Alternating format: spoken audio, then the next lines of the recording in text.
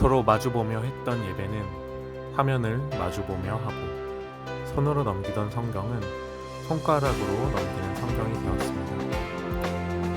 신앙생활의 모습은 달라졌지만 신앙생활의 본질은 변하지 않았습니다. 각자의 자리에서 묵상합시다.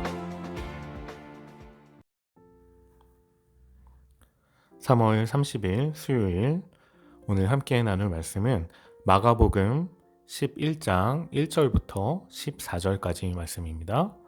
마가복음 11장 1절로 14절까지 말씀입니다. 제가 하나님의 말씀 봉독하도록 하겠습니다. 그들이 예루살렘에 가까이 와서 감람산 벳바게와 베다니에 이르렀을 때 예수께서 제자 중 둘을 보내시며 이르시되 너희는 맞은편 마을로 가라. 그리로 들어가면 곧 아직 아무도 타보지 않은 나귀 새끼가 매여 있는 것을 보리니 풀어 끌고 오라. 만일 누가 너희에게 왜 이렇게 하느냐 묻거든 주가 쓰시겠다 하라. 그리하면 즉시 이리로 보내리라 하시니 제자들이 가서 본즉 나귀 새끼가 문 앞 거리에 매여 있는지라. 그것을 푸니 거기 서 있는 사람 중 어떤 이들이 이르되 나귀 새끼를 풀어 무엇 하려느냐 하매 제자들이 예수께서 이르신 대로 말하되 이에 허락하는지라. 나귀 새끼를 예수께로 끌고 와서 자기들의 겉옷을 그 위에 얹어 놓음에 예수께서 타시니 많은 사람들은 자기들의 겉옷을 또 다른 이들은 들에서 벤 나무가지를 길에 펴며 앞에서 가고 뒤에서 따르는 자들이 소리 지르되 호산나 찬송하리로다. 주의 이름으로 오시는 이여 찬송하리로다. 오는 우리 조상 다윗의 나라여 가장 높은 곳에서 호산나 하더라. 예수께서 예루살렘에 이르러 성전에 들어가사 모든 것을 둘러보시고 때가 이미 저물매 12 제자를 데리시고 베다니에 나가시니라. 이튿날 그들이 베다니에서 나왔을 때 예수께서 시장하신지라. 멀리서 잎사귀 있는 한 무화과 나무를 보시고 혹 그 나무에 무엇이 있을까 하여 가셨더니 가서 보신즉 잎사귀 외에 아무것도 없더라. 이는 무화과의 때가 아님이라. 예수께서 나무에게 말씀하여 이르시되 이제부터 영원토록 사람이 내게서 열매를 따먹지 못하리라 하시니 제자들이 이를 듣더라. 아멘.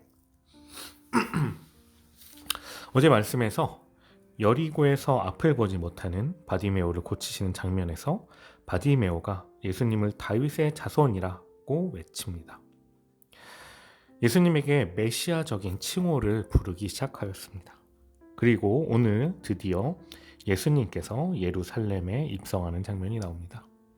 오늘 마가복음 11장 1절부터 14절 말씀은 예수님께서 예루살렘에 입성하는 그 모습과 함께 그 다음날 이튿날 무화과 나무로 저주하신 내용이 나옵니다.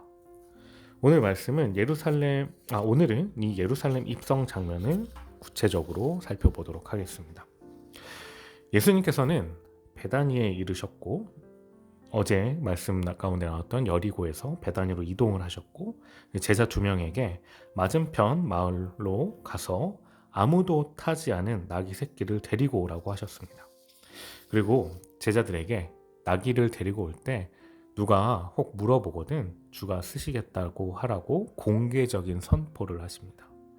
예수님께서 스스로 메시아임을, 주님이심을 선포하셨습니다. 제자들은 예수님의 말씀에 순종하여 나귀 새끼를 데리고 옵니다. 예수님께서는 그 나귀를 타고 입성을 합니다. 이 예수님의 시대에 나귀는 운송수단의 하나로 사용되었습니다. 근데 이 나귀와 비교되는 동물이 하나 있는데 그것은 말입니다. 말과 나귀는 운송수단으로 사용된 것에 있어서 동일한 점이 있지만 말과 나귀가 반대되는 개념이 하나 있었습니다. 성경에서는 말이 전쟁과 권세를 연관지어서 상징하게 하였습니다. 그리고 반대로 나귀는 평화를 상징하였습니다. 예수님께서 예루살렘에 입성하실 때에 나귀 새끼를 타신 것은 이러한 평강의 왕, 평화의 왕, 또한 겸손의 왕을 나타내는 것입니다. 또한 나귀 새끼를 타고 들어오는 것은 이 비단 평강의 왕뿐만 아니라 예수님께서 사람들의 죄를 대속하시는 제물이 되시는 것을 암시하고 있습니다. 낙이 새끼는 아무도 타지 않은 그 낙이 새끼는 순결성을 강조합니다. 구약의 전통으로는 신성한 곳에 사용되는 것, 예를 들어 하나님께 올려드리는 제물, 것 같은 것은 세속적인 일에 사용되지 않은 것이었어야만 합니다. 이 낙이 새끼를 타는 것은 예수님의 이 정체성에 부여하는 것이 바로 신성한 목적을 위해서 예수님이 사용될 것이고 바로 화목과 대속의 제물로 예루살렘에 입성한다라는 것을 암시하여 주고 있습니다. 평강의 왕으로서 또한 신성한 대속물로서 예수님께서 예루살렘에 들어오는 모습이 나타나고 있는 것입니다. 또한 구약성경 스가랴 9장 9절에는 이렇게 말씀하고 있습니다. 시온에 따라 크게 기뻐할지어다. 예루살렘에 따라 즐거이 부를지어다. 보라, 내 왕이 내게 임하시나니 그는 공의로우시며 구원을 베푸시며 겸손하여서 나귀를 타시나니 나귀의 작은 것 곧 나귀 새끼니라. 아멘. 이렇게 스가랴 9장 9절에 메시아의 모습이 예언되어 있는데 겸손의 왕으로 오신 예수님께서 이 스가랴의 말씀, 이 스가랴의 예언을 오늘 이 마가복음을 통해서 확정시키고 계십니다. 예수님께서 겸손하게 평강의 왕으로 오셔서 예루살렘으로 들어가시고 곧 짊어지실 십자가 사역에 대속물로서 상징성을 지닌 채 예루살렘에 입성합니다. 이렇게 예수님이 입성하는 과정 가운데 예수님의 모습을 보면서 이스라엘 백성들이 굉장히 큰 환호를 보내줍니다. 예수님의 가는 길을 따라서 자기의 겉옷과 나뭇가지를 길에 펴는 모습을 보여주었습니다. 자신의 겉옷을 길에 펴는 것은 정확하게 왕으로서 예수님을 존경하고 경의를 표하는 것이었습니다. 나뭇가지를 길에 함께 펴며 또한 일부의 사람들은 종려나무 가지를 흔들었습니다. 종려나무 가지는 승리의 상징이고 왕에 대한 존경과 환영을 표시하는 것이었습니다. 이스라엘 사람들이 드디어 예수님을 보면서 그렇게 기다렸던 메시아라고 환영했다는 것입니다. 그리고 이스라엘 사람들은 호산나를 외치며 예수님을 맞이하였습니다. 호산나는 지금 우리를 구원하소서라는 히브리어의 음역으로 발음하는 것이었습니다. 이는 왕이나 하나님께 보통 도움을 요청하는 말이었는데 지금은 현재는 시간이 지나면서 하나님께 찬양하는 기쁨의 갈채의 환호로 바뀌었습니다. 어찌됐든 이 이스라엘 백성들은 예수님을 향해서 우리를 구원하여 주소서 다윗의 자손이여 라고 외치고 있었습니다. 그리고 9절 후반부터 10절을 연속해서 읽어보면 주의 이름으로 오시는 이여 찬송하리로다 오는 우리 조상 다윗의 나라여 라고 하면서 다윗 가문에서 오는 메시아를 영접하는 환호가 있습니다. 우리 조상 다윗의 나라라고 직접적인 언급을 하면서 예수님이 오심이 다윗의 후손으로 그 다윗의 후손의 왕국을 세울 것을 외치고 있었습니다. 이렇게 이스라엘 백성들은 예수님을 다윗 왕국의 계승자로 인정하면서 환영함이 깔려 있었습니다. 그리고 그들이 그렇게 기다렸던 예수님, 메시아, 그가 권능과 영광 속에서 도래해서 다윗 왕국을 회복할 인물이라고 기대했던 겁니다. 그런데 오늘 10절 말씀을 자세히 다시 한번 살펴봐야 됩니다. 10절 말씀은 이렇습니다. 찬송하리로다 오는 우리 조상 다윗의 나라여 가장 높은 곳에서 호산나 하더라. 아멘. 이들이 찬송하리로다 라고 하면서 찬송의 대상이 무엇이냐면 우리 조상 다윗의 나라여가 이들의 환호와 찬양의 대상이었습니다. 이 말을 뜻하는 것은 메시아가 와서 그들에게 다윗의 나라를 약속한 왕국을 주는 것에 감사함을 표현하고 있다는 것입니다. 지금 환호하는 이들은 예수님을 직접적으로 다윗과 같은 왕이 온다라고 그래서 감사하기보다는 다윗의 왕국을 환호하고 있었던 것입니다.